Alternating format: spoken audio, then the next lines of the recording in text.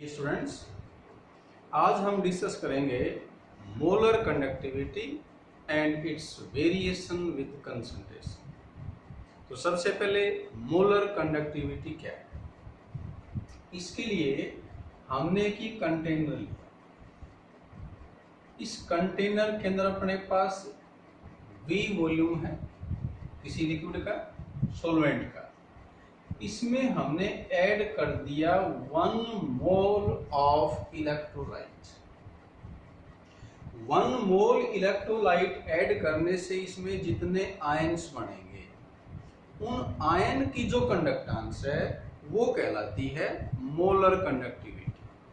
Define किया, it is the conductance of ions produced by 1 mole of electrolyte in the solution। Next लिखा हमने relationship between molar conductivity, इसको denote किया है by lambda. इसको मैं ऐसे भी लिख देंगे, ये मोलर कंडक्टिविटी है और ये कापा है कंडक्टिविटी। तो इनके बीच में relationship, molar conductivity is equal to conductivity into 1000 divide by molarity. यहां से हम इसकी यूनिट भी डिटरमाइन कर सकते हैं। कैसे आएगी देखें, कंडक्टिविटी की यूनिट होती है साइमन सेंटीमीटर इनवर्स, मोलरिटी है मोल्स पर लीटर। पर लीटर है तो ये ऊपर जाएगा, लीटर किसके बराबर है 1000 क्यूबिक सेंटीमीटर। हमने 1000 को नहीं लिखा क्योंकि यूनिट में उसकी जरूरत नहीं है। अब जो अपने पास यूनिट आई वो है साइमन, सेंटीमीटर क्यूब है, ये -1 है तो ये बचेगा साइमन सेंटीमीटर स्क्वायर, और मोल ऊपर जाएगा तो पर मोल। तो ये मोलर कंडक्टिविटी की यूनिट है। अगर हम इसकी SI यूनिट लिखें तो ये हो जाएगी साइमन, सेंटीमीटर की जगह मीटर आ जाएगा, पर मोल। और इन दोनों में रिलेशनशिप क्या है, इज इक्वल टू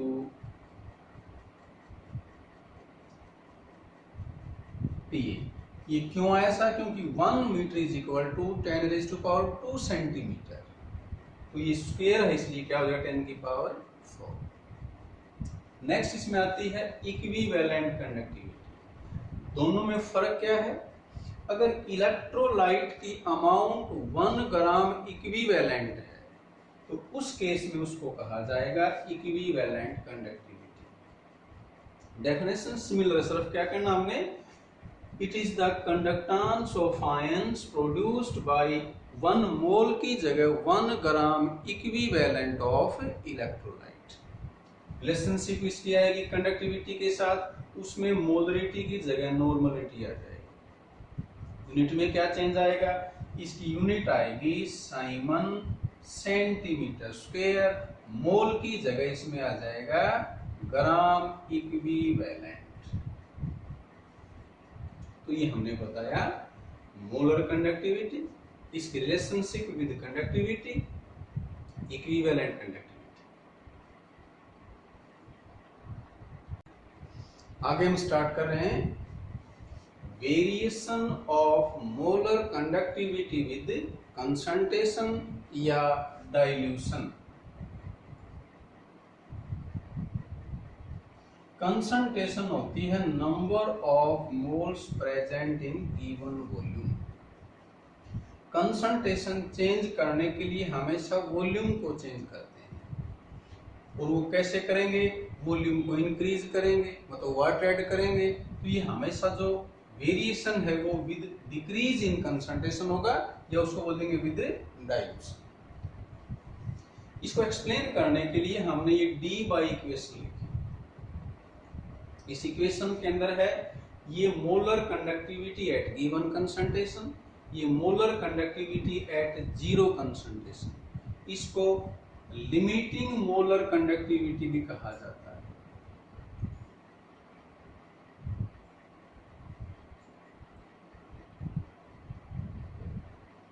क्या है limiting molar conductivity,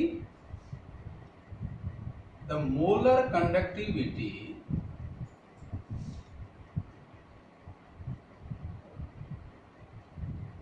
eight infinite dilution, जब कंसंट्रेशन जीरो हो जाए, प्रैक्टिकली जीरो कंसंट्रेशन नहीं होती, तो इसको हमने क्या कहा कि जब वॉल्यूम को हमने इनफाइनाइट कर दिया, वाटर एक्सेस में ऐड कर दिया, तब कंसंट्रेशन क्या हो गई, ऑलमोस्ट जीरो। और उस केस में कंडक्टिविटी को, मोलर कंडक्टिविटी को हम क्या बोलेंगे, लिमिटिंग मोलर कंडक्टिविटी। ए यहाँ पर कांस्टेंट है जो नेचर ऑफ इलेक्ट्रोलाइट पे डिपेंड करेगा, और सी है कंसंट्रेशन। तो इसके हम दो केस लेंगे। पहला केस है फॉर स्ट्रॉन्ग इलेक्ट्रोलाइट,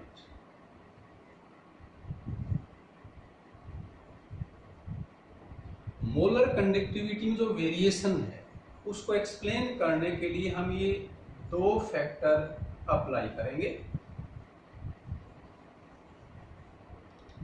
एक फैक्टर है molar conductivity is directly proportional to number of ions, और दूसरा है मोबिलिटी ऑफ आयंस। अब स्ट्रॉन्ग इलेक्ट्रोलाइट वो है जिसको हम डिजोल्व कर ले, चाहे कितना ही कम अमाउंट ऑफ सॉल्वेंट है, अगर हमने सॉल्यूट को डिजोल्व कर लिया, उस सब्सटेंस को डिजोल्व कर लिया, तो वो कंप्लीटली डिसोसिएट हो जाएगा। तो ये इस तरह की सिचुएशन है जैसे अपने पास एक कंटेनर है, इस कंटेनर के अंदर वाटर है, उसमें हमने डिजोल्व कर दिया KCl, एक स्ट्रॉन्ग इलेक्ट्रोलाइट है, साल्ट है। तो KCl इसमें डिसोसिएट हो जाएगा, इसके आयंस बन जाएंगे। तो स्ट्रॉन्ग इलेक्ट्रोलाइट के केस में जब डाइल्यूशन की जाएगी, जब वाटर ऐड किया जाएगा, वॉल्यूम इंक्रीज किया जाएगा, तो उसमें नंबर ऑफ आयंस चेंज नहीं होंगे। चेंज क्या होगी, mobility of ions.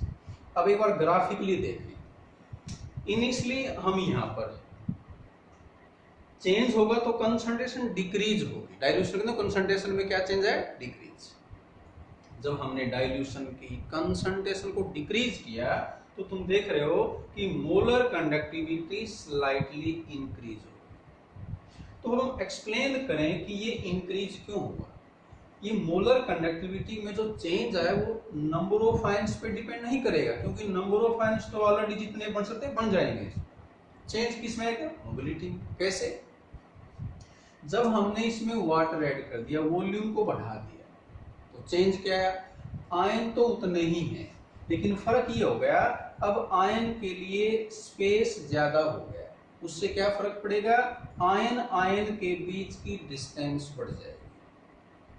Inter ionic distance के इंक्रीज होने से उन आयन के बीच में जो फोर्स है, जैसे यहाँ के पॉजिटिव है, Cl नेगेटिव है, इनके बीच में जो फोर्स है वो वीक हो जाएगा।